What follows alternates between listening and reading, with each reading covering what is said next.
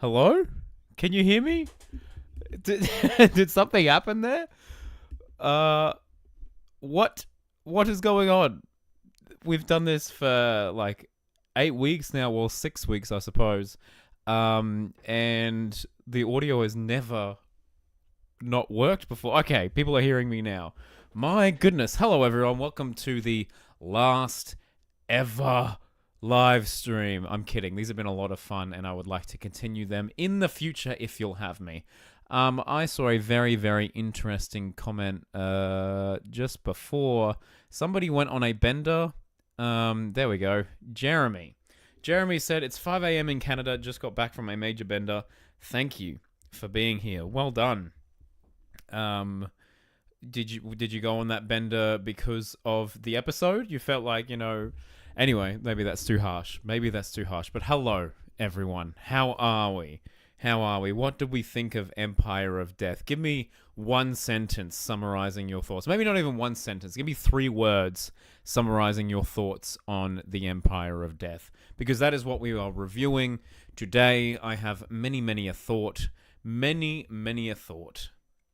I see it was a birthday bender. Well, happy birthday. Happy birthday to you, Jeremy. Okay.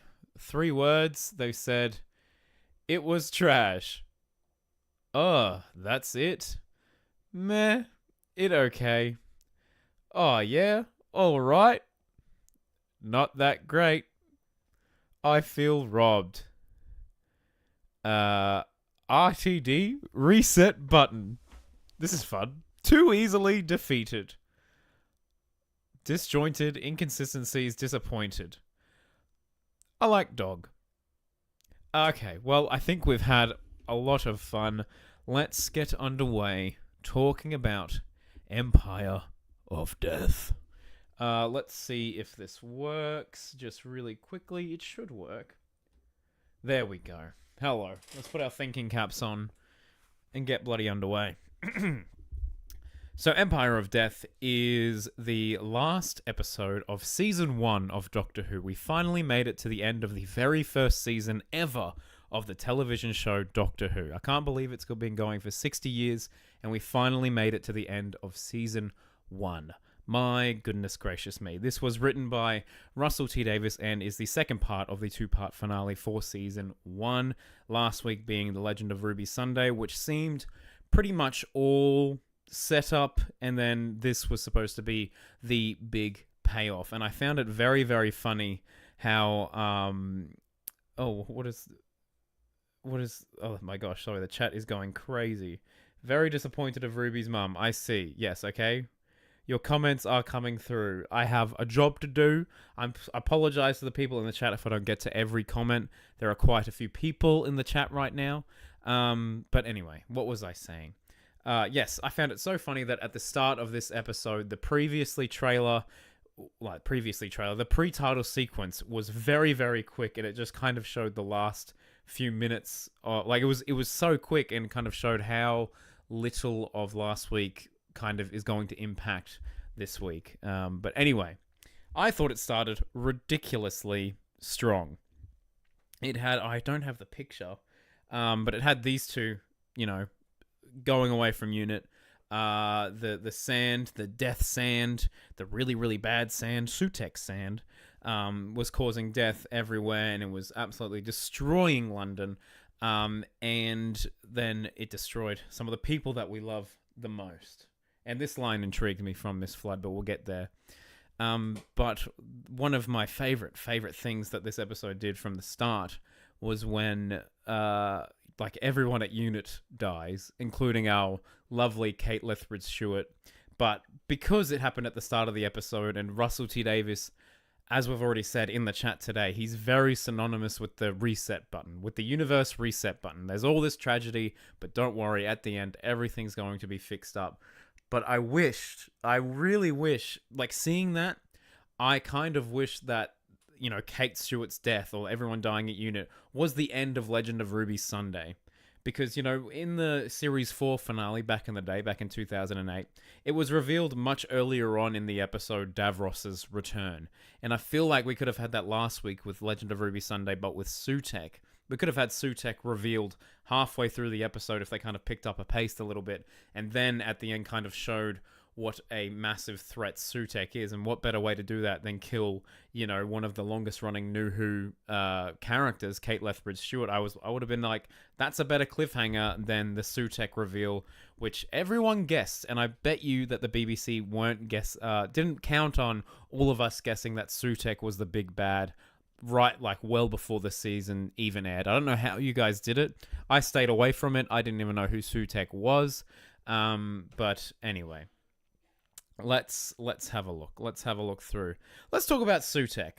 What did you guys think about Sutekh as a villain? I know some people were kind of annoyed by the CGI design. I do kind of wish we saw the classic look of Sutekh. I know that this is what's like kind of what Sutekh looks like under the mask. I understand all of that. But I thought they were quite cool. They've got this lovely cape, and this actual sequence I thought was really cool, where he kind of spins the TARDIS around. I thought that was quite cool. But in regards to a threat, he kind of got what he wanted, and then he became a fan of Doctor Who because he was like, I'm not going to kill these guys because I'm dead curious as to who Ruby's mum was.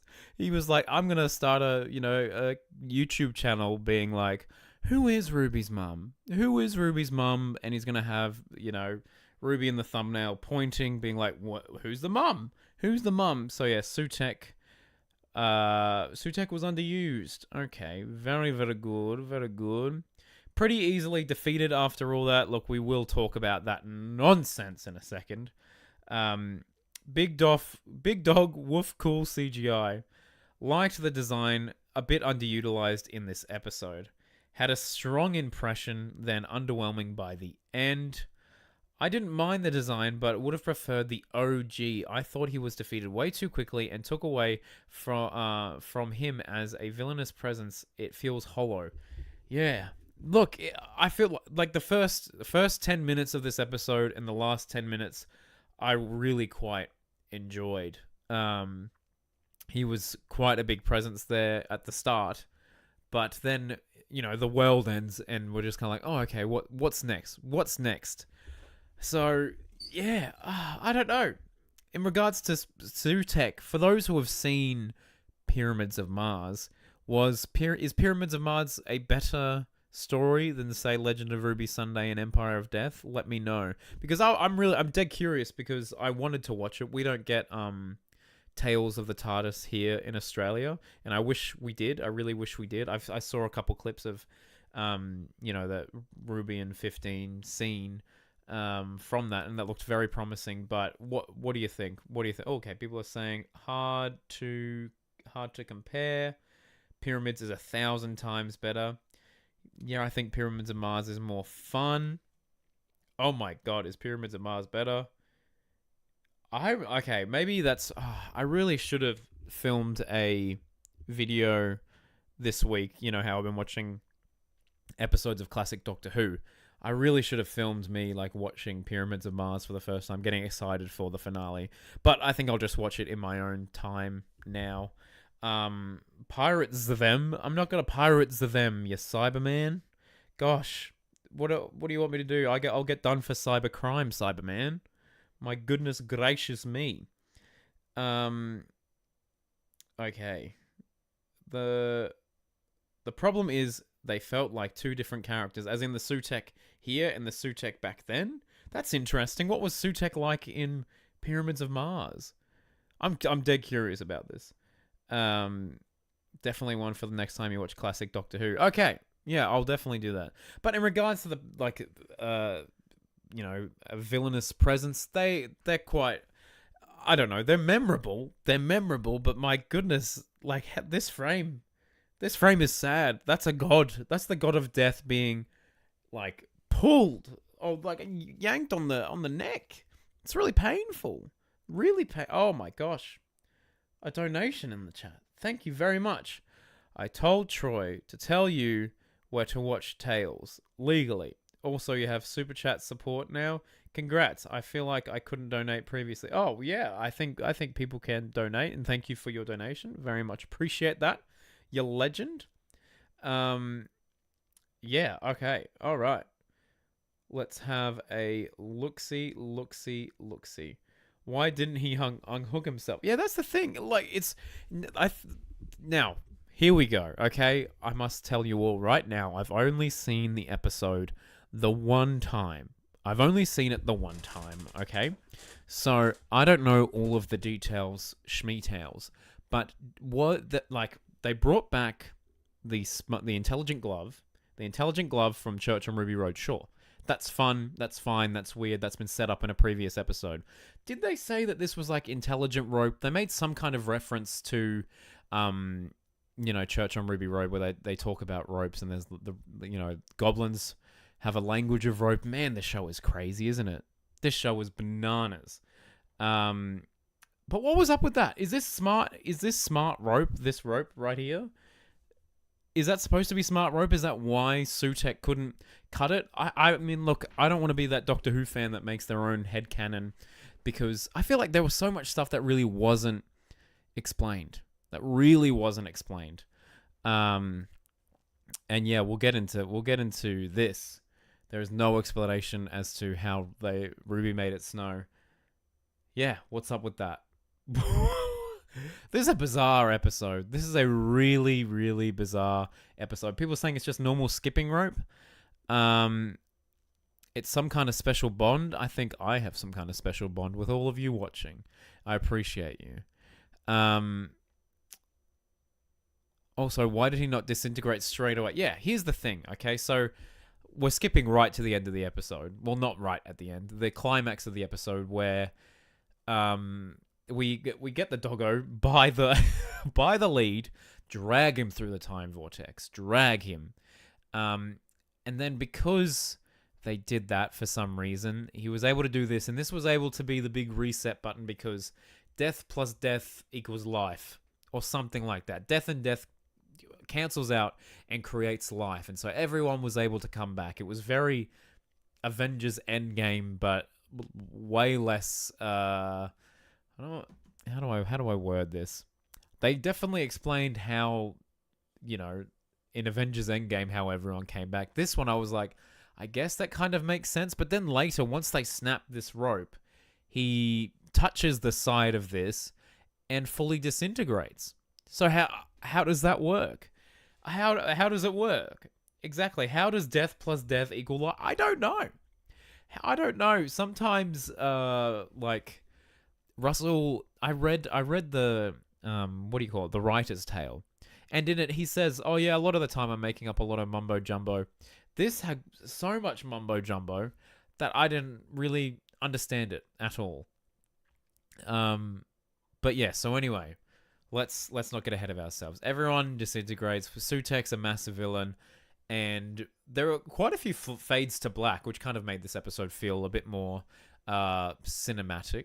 And actually, speaking of cinemas, did any of you lucky people, were you able to watch this in the cinema? What was that like? Because we didn't get the cinema screenings here in Australia, but I saw a lot of, my podcast co-host Troy, he was able to watch it in the cinema. What was that like? What was that experience like? Were you seated next to good people? What was the reaction when Ruby's mum was revealed? I'd genuinely like to know what that experience was like in the cinema. Was this a fun one to watch in the cinema? We used to get them in Australia. Yeah, we did. I remember watching The Woman Who Fell to Earth in the cinema. I'm kind of glad we didn't watch Space Babies in the cinema here. Told you, Crispy. Part 1 amazing, Part 2 let down. Yeah, look, we can kind of get into the art of the 2-part finale, especially with Russell. Like, did we expect anything else? Like, it's probably Russell's...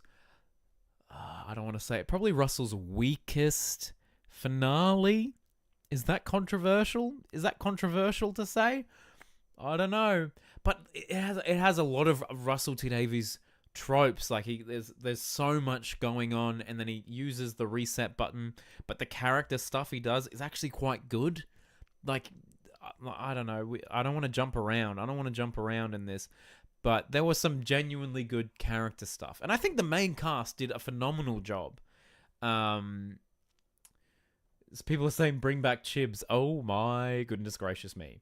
Since when did the TARDIS have laser weapons? I wondered that exact thing. I don't know. I watched it in the cinema. It was quite fun. Did anyone else watch it in the cinema? Anyone else watch it in the cinema? I don't think so. Okay. Yeah, 100%. It's his weakest since the last of the Time Lords. Yeah. Sure. That would just imply that the series 4 is better. I think it's his weakest finale, which is a shame. But there are some genuinely good moments in here, and one thing one of the best things of this episode, and one of my probably new favorite characters in the show, who as you know, I haven't seen a lot of classic Doctor Who, but Mel, I think is awesome. I think she knows how to talk to the Doctor. I think her Bonnie Langford's performance in this was fantastic, even when she was possessed, or even when she was like quite tired, or like you could kind of feel the weight of everything that was going on. I think she's phenomenal, and I happily see more of her in the future. I kind of like her as one of these side characters. A lot of you guys are agreeing Mel is the GOAT. Couldn't agree more. Mel is so awesome. Definitely want more of her. Mel is a W. I loved Melling the Doctor to get a grip last episode. Yeah, absolutely. I mean, I loved it. That's what I mean when I'm like, this is the person that's been with the Doctor, that knows how to talk to the Doctor. I wonder, I don't even know if I have a photo, which is a shame given the episode.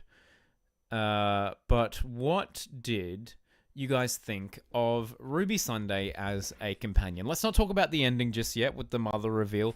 What did you think of Ruby as a companion? Because I think initially, especially in Church of Ruby Road, I was like, this shows so much promise. This is going to be a fantastic dynamic duo. And I think Ncuti and Millie are great together. They've got a lot of chemistry, but we're one season in, 8 episodes in, and I feel like we don't really know the Doctor and Millie's, the Doctor and Ruby's relationship.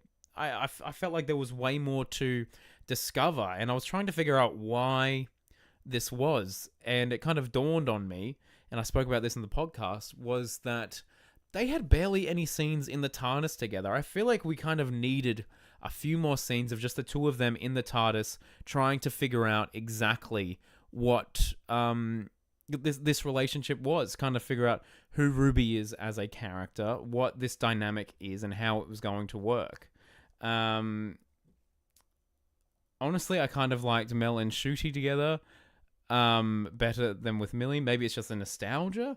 Aye. Ruby's story had so many loopholes, even plot holes. She was a bit too perfect and well-meaning, but Millie did really well. Yeah, I think Millie did a fantastic job. I'm just trying to yeah, okay, this is it. This is exactly it. Very Clara Series 7. What happened, what I thought was going to happen, happened. Because in Series 7, one of the biggest complaints for Clara was that the mystery kind of took over from the character. We were way too involved in trying to figure out, how is this person rocking up in all of time and space? Kind of like we were wondering with Susan Triad this series. But that's beside the point. But yeah, the mystery kind of took over than the character, and I think they did some really great work with Clara in Series 8 and Series 9. But with this, I think they did give Ruby much more character than that, but it wasn't enough. That's just me. I can agree. Clara Series 7. Yeah, that's it. The chemistry was unmatched. We haven't seen the end of her, but I think we'll see something a bit more challenging next season. Yeah, I wonder what the role is next season. My guess is like 2 or 3 episodes. I really don't think that she'll be a full-time companion. What is this? Roger Ap William means son of William.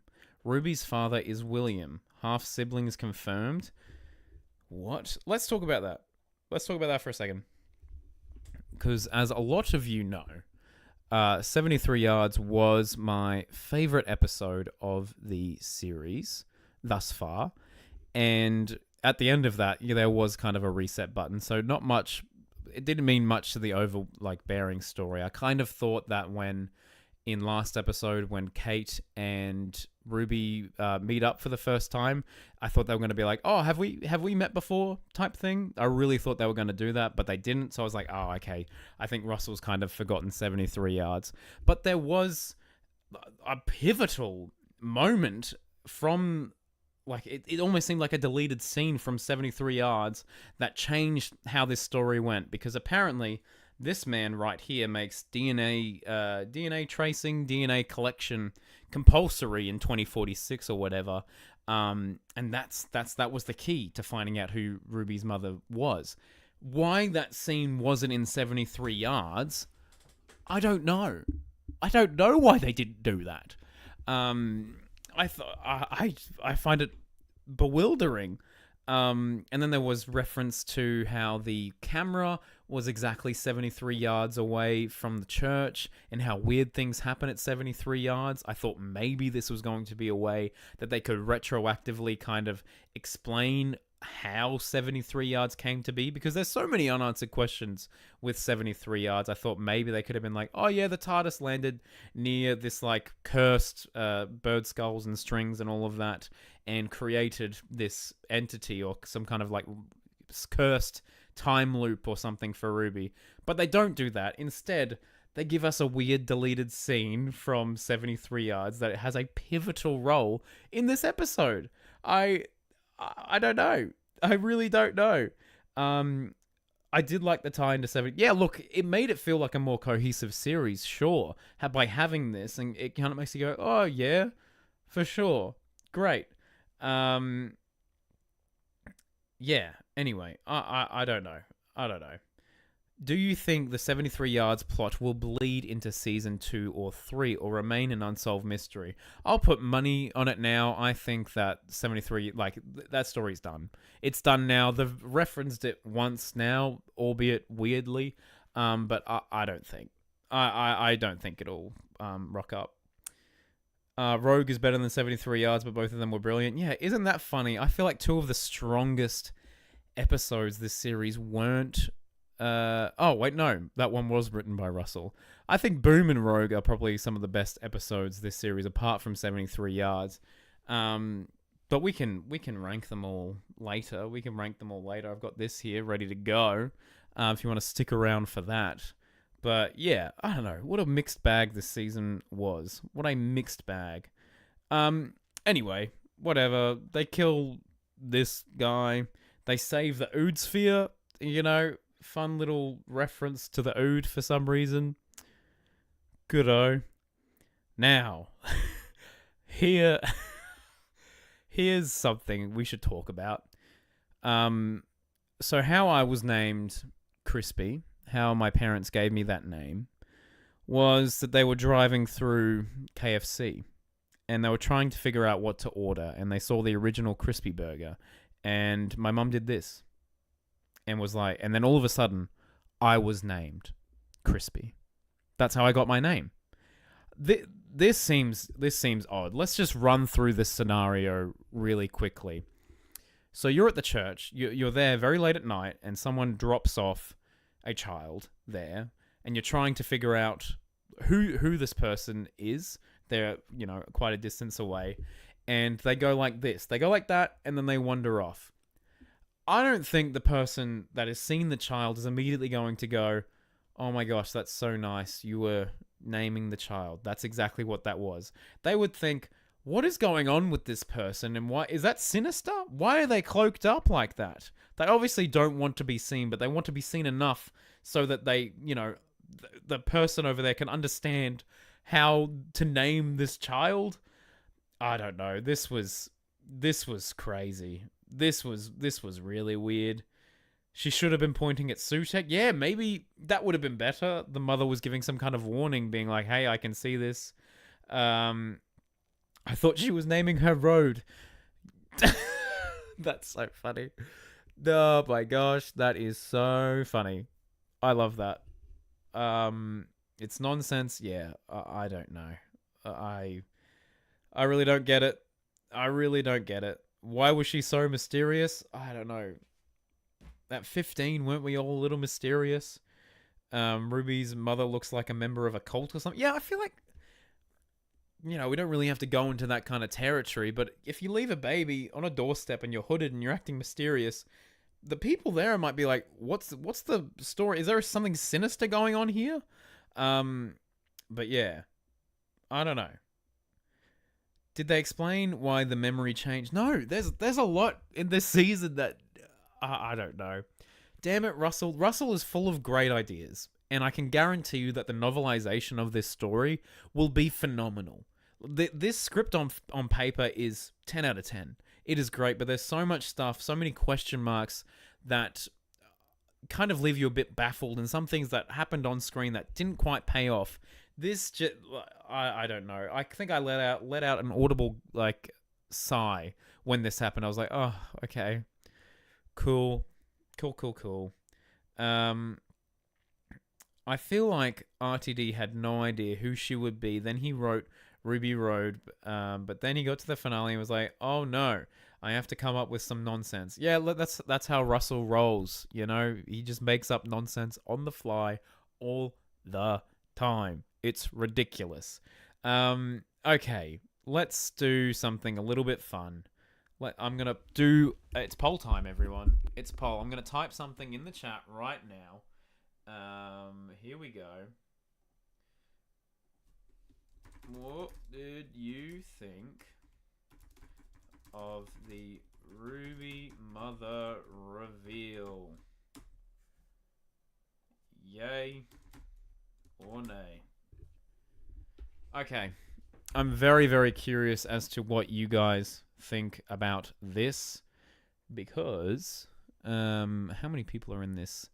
We have almost 200 people in the chat right now, so let's get over 100 votes and we can kind of see what the consensus is. Right now it's not looking fantastic. Let's have a look here, if I can. There we go. Okay, we have 64 votes in now. My goodness, you guys are quick. And look,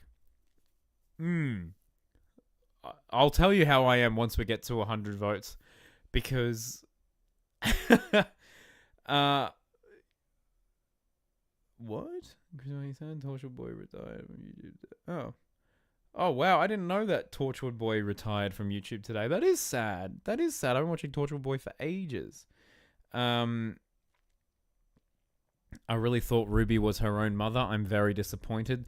There were so many theories that I think kind of would have been better.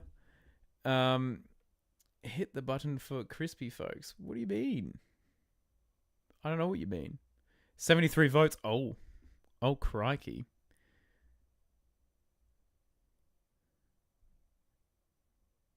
All right.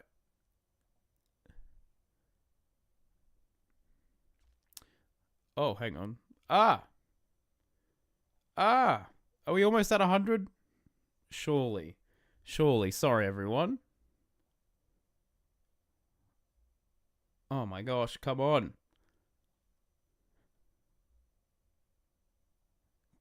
We're almost there, everyone. We're almost there. Come on. Are we at 100 votes yet? We're at 97. Come on, folks. Let's do this.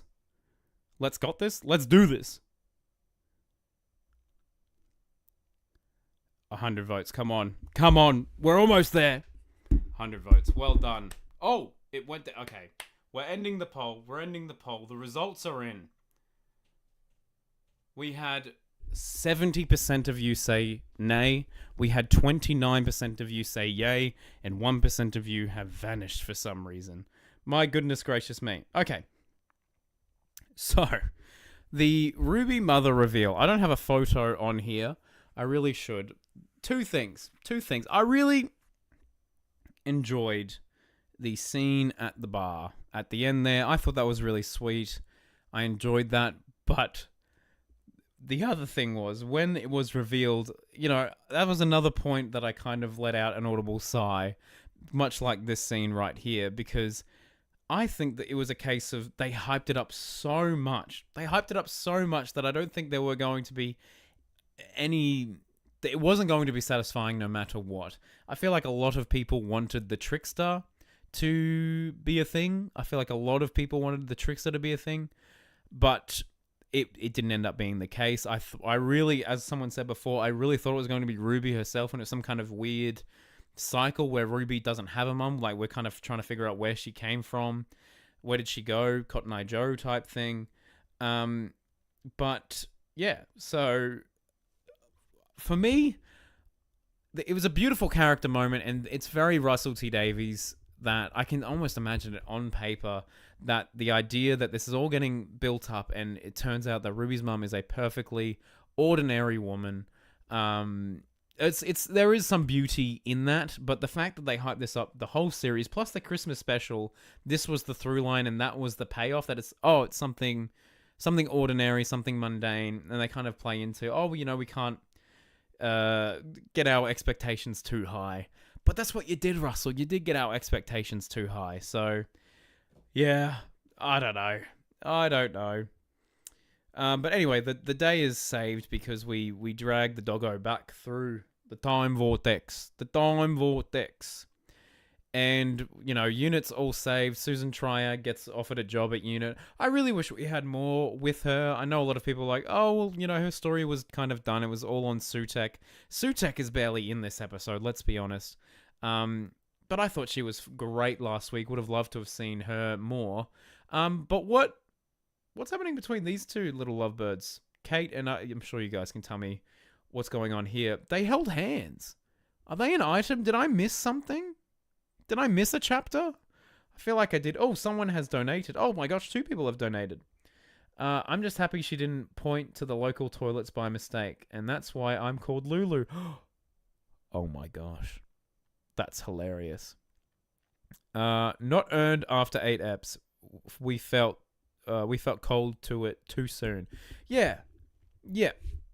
Absolutely. 8 episodes. Is that enough? Would you have preferred more episodes, or do you think that 8 episodes can work for Doctor Who if it's done better? That's something I'm genuinely curious about. Do you think 8 episodes was enough? And if so, do you think that they could have done it better in these 8 episodes? Or are some of you just happy with how the series went? Because overall, this is a good series of Doctor Who. Is it my favorite? Probably not. Did I have incredibly high expectations of it? Probably. Because this is season 1. They labeled it as season 1. If they called it series 14, maybe I wouldn't be going in so harsh. But my little marketing brain is like, you advertise this as a jumping on point, and you're going to start me off with space babies? Nah, man. People are saying that it needs to be at least 10 episodes. At least 10 episodes. People want 13 episodes. 6 episodes worked mostly for Flux. Yeah. They were able to make it work in the pandemic. 8 was good, but 3 episodes were where they aren't together. It doesn't sell how much they are besties. Yeah, that's a great point. Because Shooty was off filming Sex Education and Barbie, and I think that kind of hindered the series a little bit. So hopefully, next series we might only have 1 or no Dr. Light episodes at all. We'll see. We will see. I love this series, but I feel you need 10. I think I do think we're only going to get 8 episodes next series. I think RTD will better. Yeah. I think, 73 episodes, that'd be fantastic. I've been watching series 5, and that has something like 13 episodes. Yeah, they did have a lot. They had 13 episodes, and it got reduced to 12, and then I think in Jodie's there were slightly less as well. And now we're in 8 episodes. Okay, here's a lot of questions from Sarah Glover. How did it snow? How was memory dying? If Mrs. Meridew destroyed the world in 1666, how was there a world to be destroyed in 2024? If death died, then is everyone immortal? If death died, then is everyone immortal like Miracle Day? Wow. Yeah, the god of death is dead. Are they? Probably not. I don't think they're doing Miracle Day Part 2. I really don't. Alright, so let's wrap things up. The day is saved. There's a beautiful end scene with, Ruby and the Doctor. They part ways. I think it's like the acting in the scene's great, but part of me was like, it doesn't feel earned. Part of me is wanting it to hit way harder than it did. It was a fantastic scene, but I was like, the entire time I'm just thinking, I should be more invested in this. But maybe that's a me problem. Maybe that's not a you problem, Doctor Who. Maybe that's a me problem. But then, look, it's one of the biggest eye roll moments of the episode, unfortunately for me. I like Mrs. Flood. I like Anita Dobson as an actress. But man, what a fever dream way to end a season of Doctor Who. Night night. Oh, the Doctor's time's almost done. Oh, I don't know, man. How did you feel about the ending there? You know, how was it? How was it for all of you? Let me ask. Yeah, the ending was too on the nose. Absolutely. The pace of this episode felt too fast. Couldn't agree more. Yeah, didn't Cherry tell Ruby how creepy Mrs. Flood was? But that's what I was wondering too. Because it seems like they're all friends again, but there's definitely, like, Cherry surely remembers Mrs. Flood being like, yeah, well, things are going to get real bad around here. Surely Cherry would be like, get me a cup of tea. And by the way, Mrs. Flood is quite weird. Something's going on. Oh, someone's just donated £1. I appreciate you. Would have preferred next season clips thing. Yeah, why not do that? Or give us a tease of the Christmas special. I know a tease of the Christmas special is out there somewhere. Okay. Crispy Pro, thanks for your reviews. I've really loved them. Thank you very much. I hope you have all enjoyed them. We're not done just yet. We're gonna have a little bit of fun considering this is the last one. We have this little tier list. Oh my gosh. We're doing the dang thing. This is very exciting. Okay. But before we do, let's everyone in the chat right now. Two things I ask of you. If everyone could go and like this video right now, that would be hilarious. That'd be the funniest thing you can do. I would be laughing all day. The second thing, let me know in the live chat right now what you would rank Empire of Death out of 10. Because right now, I'm sitting at about a 6. It's, it's fun. It's okay. But it didn't reinvent the wheel. It's probably Russell's worst finale, which is a shame. I don't think it was a bad episode of Doctor Who, but it just didn't hit. It really just didn't hit for me. There were a few moments, genuinely. But yeah. All right, here we go. 4.5, 5, 6.5, 6, 7, 3. Oh my gosh. 6.5, 5, 2, 3. Oh my goodness. Wow, there are so many people in this chat. So it seems the general consensus is all right. I think it's okay. Pretty much average. I'm seeing a lot of 5s. Some people really like this episode. A lot of 9s. It wasn't bad, just okay. Yeah, look, I agree, guys. It's an average episode of Doctor Who. It's an average, but it's a shame because this is the season 1 finale. You know what I'm saying? But it is what it is. Unfortunately, it really is what it is. Wow, I'm actually shocked by a lot of this. 9 out of 10. It was 9 out of 10. 7, then 9. Yeah, okay. If anyone's watched this episode twice, let me know, because I've only watched it the once, and I feel like I was disappointed on initial viewing. Maybe I'll bump it up to a 6.5 or a 7 on my second viewing. But regardless, let's go to the main event. It's main event time. Let's do this dang tier list, yo. Let's do this dang tier list. Okay. The Church on Ruby Road, the Christmas special. I really enjoyed this one. I don't care what the haters say. I'm going to put it in B. Okay, here's how it's going to work. I'm going to do this, and then you guys can battle it out in the comments as to where you think the episode should go. I'm going to go B. I'm going to go B for this. Space Babies can stay comfortably in the D tier. Okay? It really can. Should I make this slightly bigger for everyone? just so that they can see. Maybe that's made it worse. No, that's a bit better. Okay. Space Babies comfortably stay there. Devil's Cord. I'm going to go B. Boom. Happily in the S column. 73 yards. I know this is going to be the most contentious one. I can guarantee. It's my favorite episode of the season, though. I'm sorry. Dot and Bubble. A surprise hit. A sleeper hit. I'm going to go A.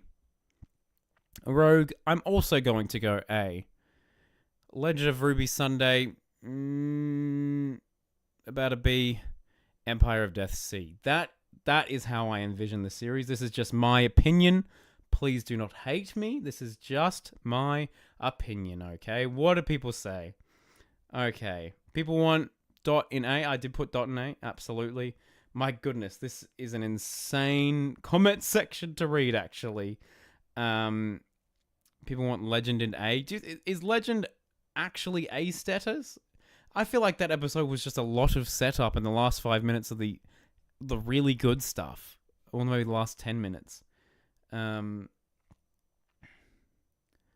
and Bubble S? Dot and Bubble S? Really? Rogue S? Crispy, which tier list are you using? I'm yet to find one that doesn't combine the two-parters. Well, look, I just found one that someone made that compared Series 1 Season 1, then Series 1, and then Season 1 here. So we could rank all... I haven't seen all of these. I've only seen the Daleks and an Unearthly Child, I think. Yeah. But I'm not going to... Look, Series 1 of Doctor Who, RTD's first one, there's a lot of S in there, so I don't want to make Season 1 feel bad, 2024. Church on Ruby Road an A. I really do like it. Church on Ruby Road S. Oh my god. Space Babies in S. Okay, let's talk about Space Babies for a second. Are you being genuine right now? Are you guys being genuine right now when you say Space Babies is an S tier episode? It's fun. It's catchy. It's got a nice ring to it, but I don't feel comfortable showing people that as the first episode of Doctor Who, being like, this is what Doctor Who is, this is what it represents. There's some great moments. There's some really great moments in Space Babies, but the Booger Monster reveal, that monster's genuinely terrifying up until then, and then it's all played for a joke. I don't know. Space Babies is B. Space Babies minimum C? I don't know. Space Babies should not be in C. One person agrees with me. Space Babies D. Yeah. I think it's in D tier. Absolutely.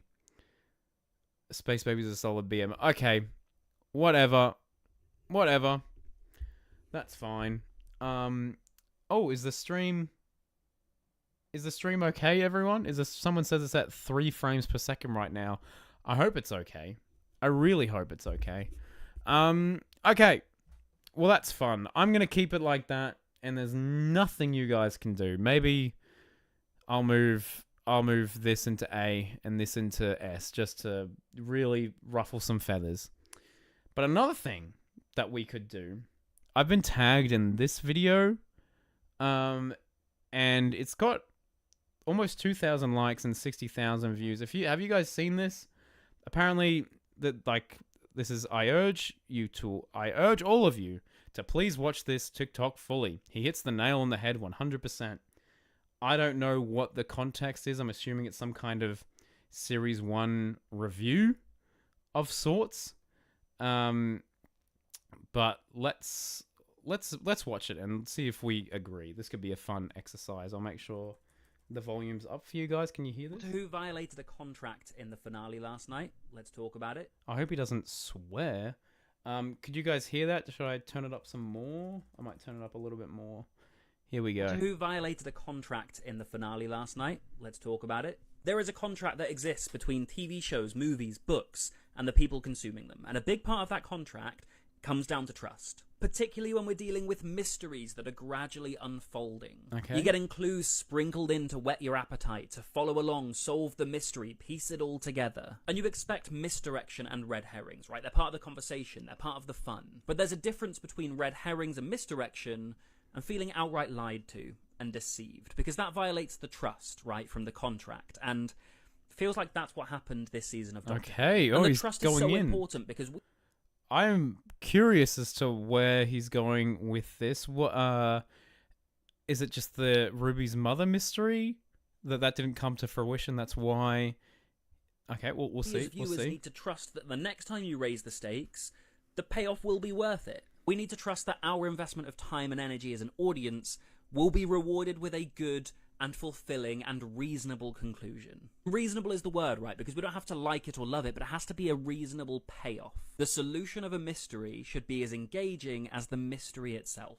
I feel like I've lost that trust in Doctor Who after the finale, and I'm going to get into spoilers now. Okay, here we go. I love the idea that Ruby and her mother are just ordinary people. Cool. I think it's a beautiful message. But the way that this season of Doctor Who told that story and got to that message was entirely deceitful. The snow just falling from nowhere. The song that saved Ruby from Maestro. The mystery that kept... What? Yeah, okay.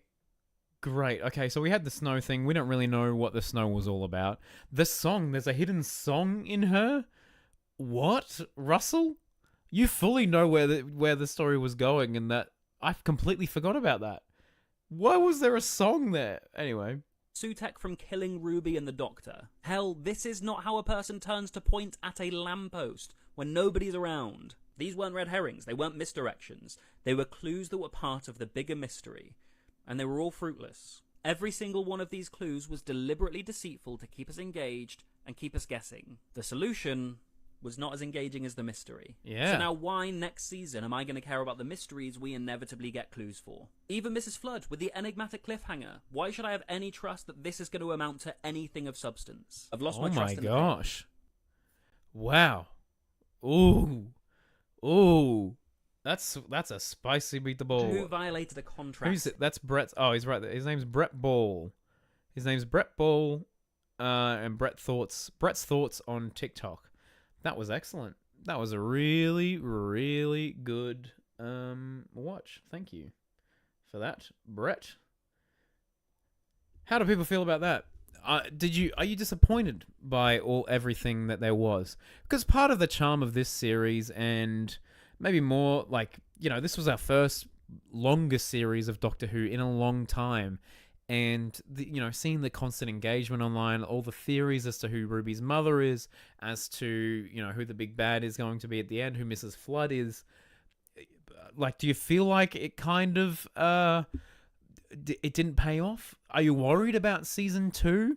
I'm a little bit worried about season 2. I didn't actually consider that next season, I'm kind of going to go in with, that's a really interesting thing. Should I look into it? Maybe not, because last series we didn't have to, and it ended up not really meaning anything.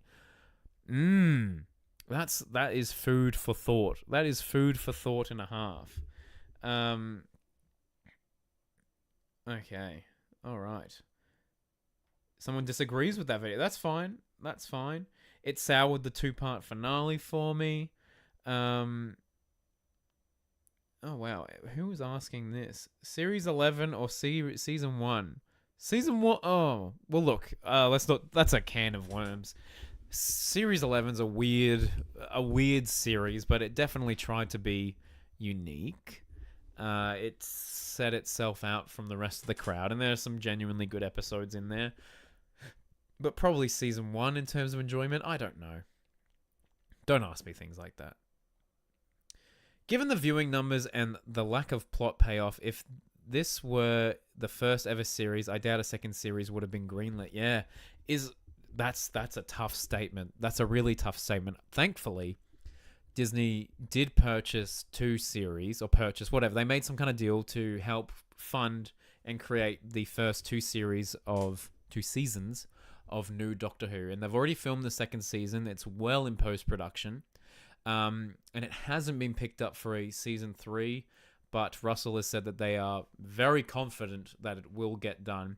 And I think it will. I think that Russell said previously it's done well in the metrics that they wanted to.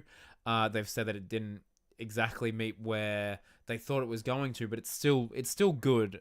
I don't think Doctor Who is dead or in need of help right now. I'm curious. I'm really, really curious. Who everyone's talking about Deb. Who's Deb? Does Deb have something funny to say?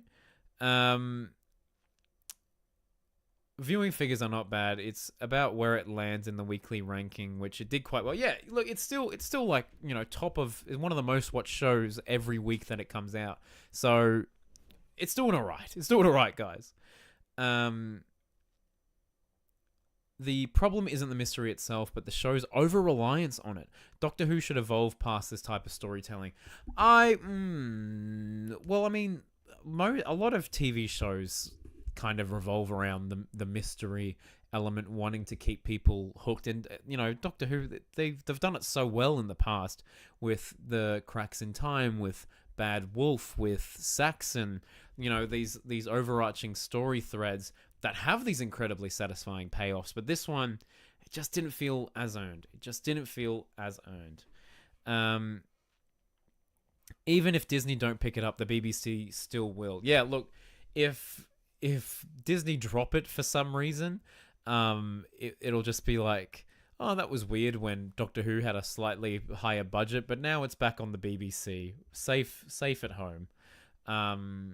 But yeah, anyway, I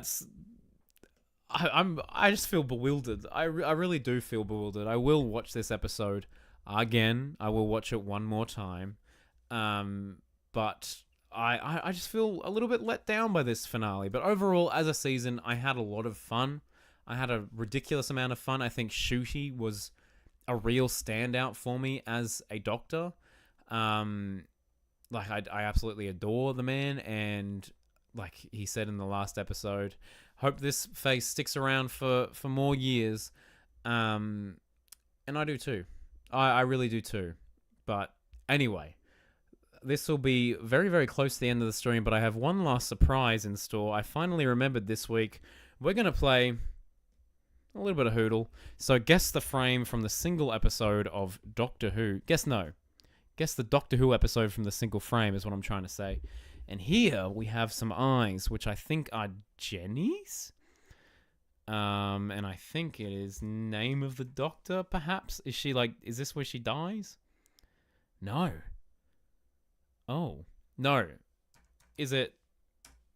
It's Deep Breath. It's that scene where they're all trying to hold their breath. Dang it. I really should have got that. Oh, there's Capaldi. My boy Capaldi. I miss that man. But I mean, you know what?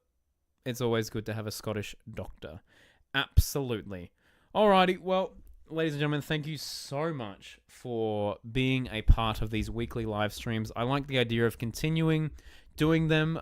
You can let me know if you enjoyed them in the comments if you want. And please, while you're here, leave comments on the actual video, your full thoughts on Empire of Death. Did you love it? Did you hate it? What did you rate it? Because I'm confused. I'm confused by Empire of Death. But yeah, I don't know. But I appreciate everyone tuning into these streams. It means a lot. And we'll see you, hopefully, very, very soon. I love you all. Appreciate you all. And Alon... Where's the starting frame? Alon Z.